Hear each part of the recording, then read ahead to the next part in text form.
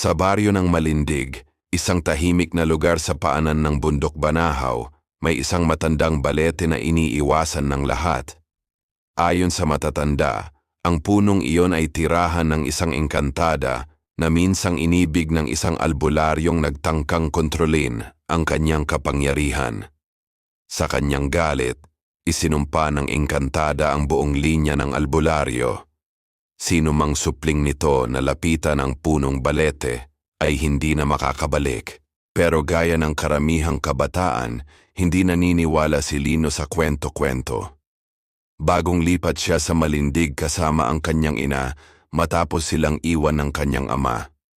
Laging tahimik si Lino sa paaralan, pero usap-usapan ang tapang at pagiging mapusok niya. Isang gabi, habang naglalakad pa uwi, dumaan siya sa tapat ng balete.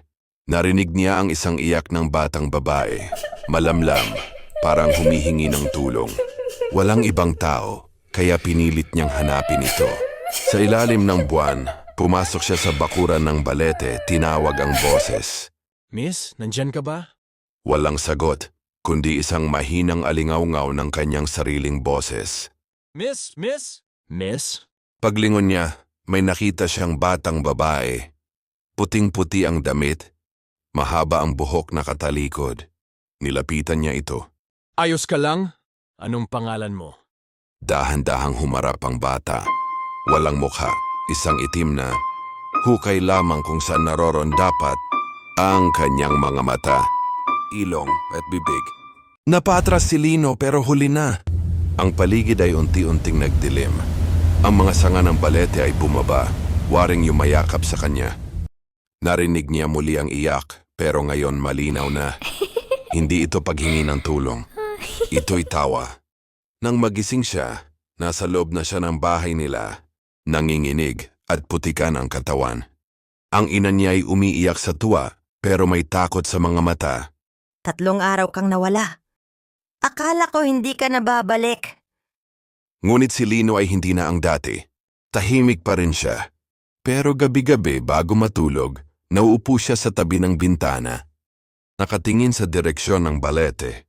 At minsan kapag walang buwan, maririnig ang boses niya, paulit-ulit parang alingaw-ngaw. Miss? Makalipas ang ilang linggo, napansin ng ina ni Lino na nag-iba na talaga ang anak niya. Hindi lang siya naging tahimik, kundi para bang hindi na siya naroroon. Walang emosyon. Hindi na kumakain ng normal at minsan tulala ito sa salamin, tila may kinakausap. Isang gabi narinig niya itong bumubulong habang tulog. Miss, nandito na ako. Susunod na sila.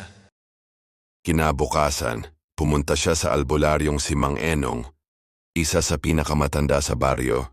Pagkarinig ng kwento, nanlaki ang mga mata nito. May lahi si Lino ng mga mag-aalbularyo, di ba? Tanong nito. Tumango ang ina ni Lino. Apo siya ni Anton ang albularyong sumumpa sa engkantada. Ang sumpay hindi pa tapos. Baka ginamit siya ng engkantada bilang daan para buksan muli ang daan sa mundo natin. Binalaan siya ni Mang Enong na huwag hayaang lumapit si Lino muli sa balete. Pero huli na.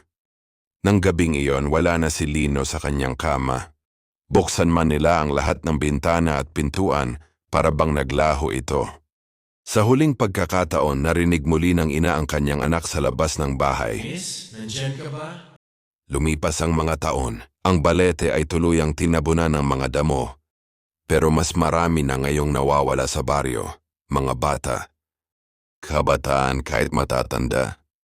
At laging may iisang palatandaan.